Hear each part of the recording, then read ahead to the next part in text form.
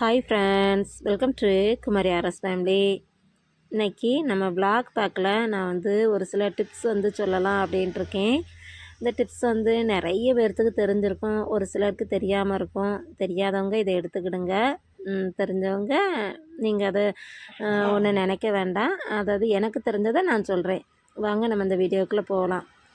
எடுத்ததும் இதில் இடியாப்ப மாவு விரசி வச்சுருக்கேன். இடியாப்ப மாவு நல்லா மெதுவாக இருக்குதா, நான் இந்த விரல் வச்சு அமுக்குனா நல்லா மெதுவாக இருக்கும். அந்த அளவுக்கு நம்ம மாவை விரசி வைப்போம். அப்படி விரசி வைக்கும் போது தான் நல்லா இடியாப்பம் மஞ்சள் போல் வரும். இது எப்படி விரசுவேன் அப்படின்னா, நான் மாவுலேயே கொஞ்சம் உப்பு போட்டு கலந்து வச்சுட்டு நல்லா தண்ணியை கொதிக்க வைப்பேன். கொதிச்சுக்கிட்டே இருக்கும்போது அந்த மாவில் எடுத்து ஊற்றி நல்லா ஒரு ஆப்பையை வச்சு கிண்டி வச்சுருவேன். அப்புறம் மூடி வச்சுட்டு கொஞ்சம் நேரம் கழித்து அதை எடுத்து நல்லா நம்ம கை சூடு பொறுக்கிற அளவுக்கு விரசி வச்சுருவேன். விரசி வச்சுட்ட பிறகு பார்த்தா நல்லா மெதுவாக இருக்குமா. அதுக்கு பிறகு நம்ம குழலில் போட்டு நம்ம சுற்றி இட்லி பாத்திரத்தில் வச்சு தான் நான் வைப்பேன். எப்படி இருக்குது பார்த்தீங்களா, அப்படி மெதுவாக இருக்கும், நல்லா சாஃப்டாக இருக்கும். எங்கள் வீட்டில் பசங்களுக்கு எல்லாத்துக்குமே பிடிக்கும், உங்கள் அப்பாவுக்கு பிடிக்கும், எல்லாருக்கும் பிடிக்கும். ஒரு நாள் தேங்காய் மேலே போட்டு அவிப்பேன், இல்லைன்னா தேங்காய் பால் ஊற்றி அவங்களுக்கு கொடுப்பேன். இல்லைன்னா குருமா வைக்கலாம், நம்ம எதுனாலுமே ஒன்று வைக்கலாம், வச்சு சாப்பிடலாம். இடியாப்பம் எங்கள் வீட்டில் எல்லாத்துக்குமே பிடிக்கும், உங்கள் அப்பா பசங்க எல்லாத்துக்குமே பிடிக்கும். அதனால் எனக்கு இடியாப்பம் ரொம்ப ஈஸியாக இருந்தது போல் இருக்கும், ரொம்ப கஷ்டமாலாம் இருக்காது. அதனால் நான் அடிக்கடி இடியாப்பம் செய்வேன். ஏன்னா எங்கள் வீட்டில் நானே மாவு திரிச்சு போட்டுருவேன் பார்த்தீங்களா, அதனால் எப்போனாலும் நான் திரிச்சு போட்டுருவேன், எப்போனாலும் நான் இடியாப்பம் வச்சுக்கிடுவேன். இதேமாரி நீங்களும் வீட்டில் ட்ரை பண்ணுங்கள். அடுத்து இது அரிசி களைஞ்ச தண்ணி. நம்ம காலையிலே சாதத்துக்கு அரிசி இந்த சாதம் வாங்குவோம்ல, அதுக்கு அரிசி களைவோம். அப்போது அதில் தண்ணியை கழுவி தூர ஊற்றிடுவேன். 2வது தண்ணியை வச்சுக்கிடுவேன். நான் ஒரு டம்ளர் போல் எடுத்து எனக்கு வச்சுக்கிடுவேன். எதுக்குன்னா முகம் கழுவுறதுக்காக வைப்பேன். நான் வேறு எதுவுமே மேக்கப் அதெல்லாம் நம்ம போட மாட்டேன். நான் இதை முகம் கழுவுறதுக்கு வைப்பேன்.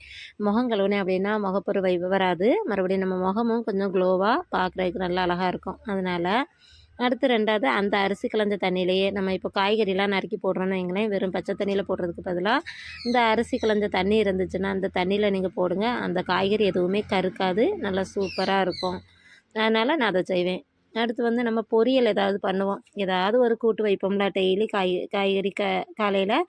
அப்படி வைக்கிற நேரத்தில் நம்ம சீரகம் அதெல்லாம் நம்ம திரித்து நம்ம வச்சுக்கிட்டோம் அப்படின்னா ரொம்ப நல்லது. ஏன்னா நம்ம தேங்காய் சில நேரம் மிக்சியில் போட்டு அரைப்போம், சில நேரம் முழுசாகவே திருவி போட்டுருவோம். நான் அப்படி செய்வேன், எனக்கு காலையில் நேரம் இருக்காதா, அதனால் அப்படி போட்டுருவேன். அதனால் எப்போவுமே மல்லித்தூள், மறுபடி மிளகுத்தூள், சீரகத்தூள், நம்மளுக்கு தேவையான தூள் எல்லாமே திரித்து வச்சுக்கிடுவேன். அதை தேவைக்கு போட்டுக்கிடலாம். அதே மாதிரி நீங்களும் அதை திரித்து வச்சுக்கிடலாம். அடுத்து தயிர் சாதம். தயிர் சாதத்துக்கு என்ன அப்படின்னா, நாங்கள் தேங்காய் ஊற்றி தான் நான் தால்சம் பண்ணுவேன். என்னுடைய பசங்களுக்கு ரொம்ப பிடிக்கும். நம்ம கோயிலெல்லாம் கொடுப்பாங்களா, அதே மாதிரி தயிர் சாதம் இருக்குது அப்படின்னு சொல்லி பசங்களாம் சொல்லுவாங்க. ஏன்னா அவங்களுக்கு தெரியாது, ஆனால் எனக்கு தெரியும். நான் சாப்பிட்ருக்கேன், அதனால் தெரியும். தயிர் சாதம் அதுக்கு முதல்ல தேங்காய் எண்ணெய் ஊற்றி கடுகு, உளுந்தம்பருப்பு, கடலைப்பருப்பு, மறுபடி வத்தல், கருவேப்பிலை எல்லாம் போட்டு தால்சம் பண்ணி ஊற்றினா சூப்பராக இருக்கும். தயிர் சாதத்துக்கு கொஞ்சம் தயிரும் ஊற்றி கொஞ்சம் பாலும் ஊற்றி வைங்க. அந்த தயிர் சாதமும் கெட்டு போகாது. மதியானம் சாப்பிட்றதுக்கு சூப்பராக இருக்கும். காலையிலே வச்சாலும் மதியானம் சாப்பிட்றதுக்கு நல்லாயிருக்கும். அடுத்து முருங்கைக்காய். முருங்கைக்காய் சில நேரம் நம்மளுக்கு சீசனில் நிறைய கிடைக்கும், சில நேரம் கிடைக்காத நேரத்தில் என்ன செய்யலாம்னா, இப்படி வெட்டி நம்ம பாக்ஸில் வச்சுக்கிடலாம். இப்படி நம்ம ஒரு விரல் அளவுக்கு அதை துண்டு துண்டாக நறுக்கி வச்சுக்கலாம். நான் ரொம்ப தொலி எடுக்க மாட்டேன், நம்ம நறுக்கும் போது லேசாக தொலி வரும், அதை மட்டும் எடுத்து வச்சுக்கிடுவேன். நான் இந்த கண்டெய்னரில் வச்சுருக்கேன், அதனால் எனக்கு கீழே தண்ணிலாம் வடிஞ்சிச்சுன்னா கீழே இருக்கும், அதனால் பிரச்சனை இல்லை. ஆனால் சிலவங்க வெறும் வேறு ஏதாவது நம்ம டப்பாவில் போட்டு ஒரு மாதிரி ஐயமாயிரம் 2 பக்கமும் அப்படின்னு சொல்லி நீங்கள் நினச்சிங்கன்னா, காட்டன் துணி அப்படி இல்லைன்னா பேப்பர்லேயும் போட்டு கீழே பேப்பர் மேலேயும் பேப்பர் போட்டு வச்சு வைக்கலாம். அப்படி இல்லை அப்படின்னா காட்டன் துணி கீழே போட்டு மேலே போட்டு அப்படியும் வச்சு வைக்கலாம். அதே மாதிரி தான் மிளகாவும் நீங்கள் அப்படி வச்சு வைக்கலாம். நான் 2 நாளைக்கு தான் எனக்கு மிளகாய் தேவைப்படும், அதனால தான் அப்படி வச்சுருக்கேன். அடுத்தது பாத்திரங்கள். நம்ம சமையல் பண்ணிக்கிட்டே இருப்போம் பார்த்திங்களா, அந்த நேரத்தில் பாத்திரங்கள் கொஞ்சம் ஒரு சைடில் இருக்கும். அதை அப்படியே நம்ம சிங்கில் எடுத்து போட்டு நமக்கு வர நம்ம அந்த பாத்திரங்களை கழுவிட்டோன்னு வச்சுக்கிடுங்களேன், சமையல் வேலையும் நடந்துக்கிட்டு இருக்கும், பாத்திரங்களும் கழுவி முடிச்சிடலாம்.